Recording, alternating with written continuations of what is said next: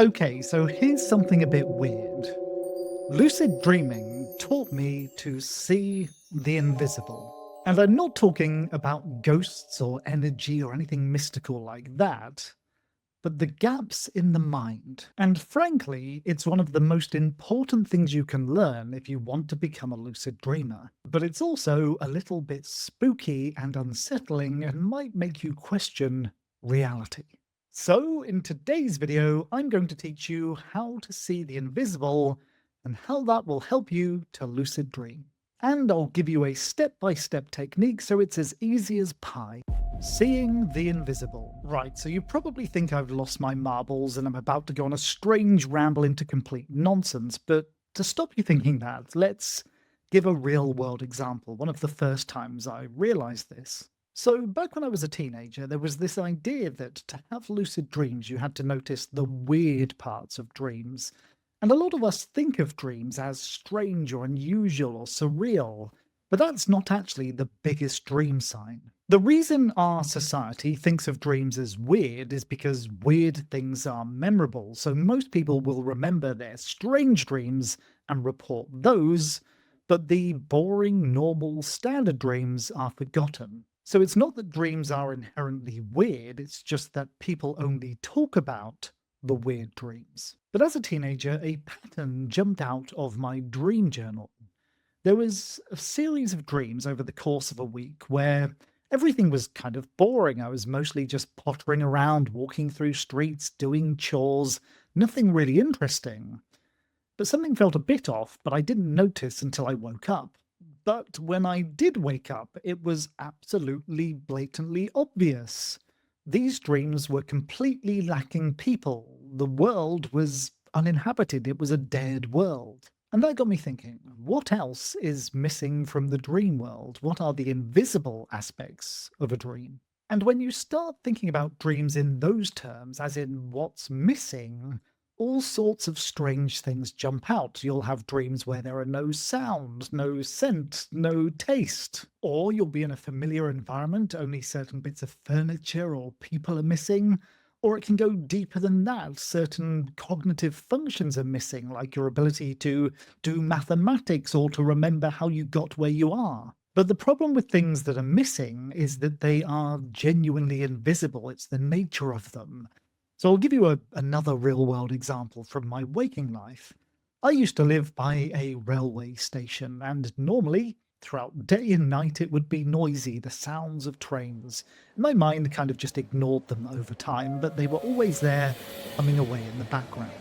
They were technically invisible, but also ever present. But then one day something odd happened. I was sitting in my room reading a book, and it dawned on me. I've not heard the trains for ages, not for an entire week. Because there was railway work happening and all the trains had been shut down for that period of time. But that's the problem, isn't it? The absence of something is really hard to notice. And that's the entire point of today's video and the technique.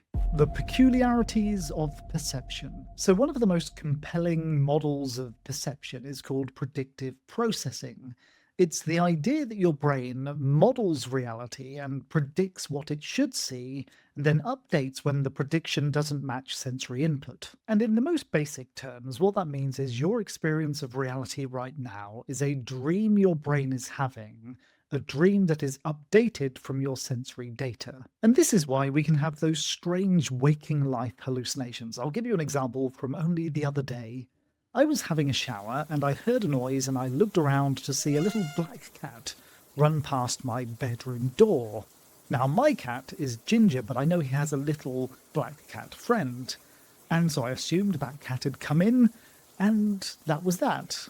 But then a moment later, the black thing appeared once again, only it was my robot Hoover. I forgot that I'd switched on the robot Hoover, but my brain had predicted it was the cat. And frankly, it was really weird because the first time I saw it, it was absolutely a cat.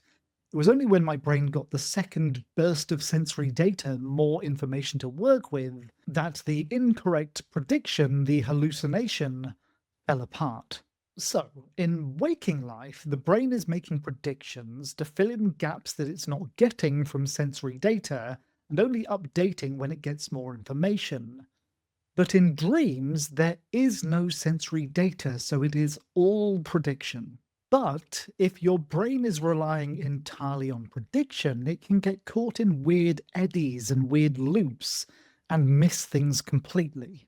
So, for example, let's imagine you're dreaming about trying to find something, and that's really important to you in the dream. Your brain is generating and predicting this dream space based around the concept of looking for something, but it might overlook adding people to the picture. In waking life, it doesn't matter whether you're caught up in a task as to whether there will be people around you, because if there are, that informs your sensory data and that informs the model that you're generating. But in dreams, you'll get so caught up in the task that your brain may completely overlook that, oh, yes, there should be people in this environment. Or, in the most basic, simple terms, in waking life, things are there whether you think about them or not. But in dreams, things can be completely absent because your brain hasn't bothered to model them and you haven't noticed. So, what is the biggest dream sign, the biggest difference between waking life and dreams? Well, it's not as everyone thinks weirdness, because dreams can be boring and real life can be weird. But it is the absence of things that should be there. Because in dreams, your model is incomplete and there is nothing to complete it. The technique. Before we jump into today's technique, I first have to say thank you to my channel benefactors who made this video possible. Today's benefactors are Stephen Rice and Dream League. Thank you so much. And if you want your name mentioned in a video, become a channel benefactor. It's the highest level of membership here on the channel. Right, so here's the technique, and it's super easy. Step 1. Look through your dream journal. Okay, so I want you to start looking at your dream journal in a different way. Rather than looking out for recurring themes or strange events, start asking, what's missing from this dream? What should have been there? Were there things that should have been there, like sound or scent, or certain people, or certain bits of furniture, or even a ceiling? Start noticing what's missing from your dreams, which you should have noticed but were instead invisible. Step 2. Become familiar with the invisible. Now, it's very likely that you're going to have patterns of invisibility in your dreams, things your brain skips over modeling. So that might be people, it might be sounds, it might be scent, it might be taste, it could be any number of things. But once you've discovered what those things are in your dreams, become aware of those in your waking life. Look out for them. So, if you notice that people are generally missing from your dreams whenever you find yourself alone, that's a reason to question if you're dreaming. Step 3. Become mindful of what's absent. Now, this is the hardest part of this technique because, as we've discussed, brains don't tend to notice what's not there. But as lucid dreamers, we tend to always be on the lookout for certain triggers. But this is inverting that principle. Instead, we're going into environments and we're asking, is everything here that should be here? And that includes the way you're thinking, your memories, the people around you, the furniture, that kind of thing. Is there anything missing that should be here?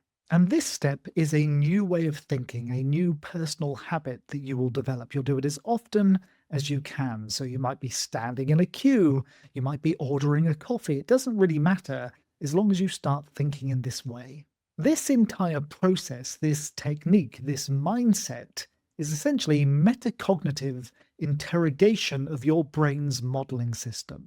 So rather than just taking perception and the world for granted, you're looking at it in a different way. Now, this is exactly the same as the text-based reality check, where you look at text, look away, and look back. The only reason that works is because of gaps in your brain's modeling system.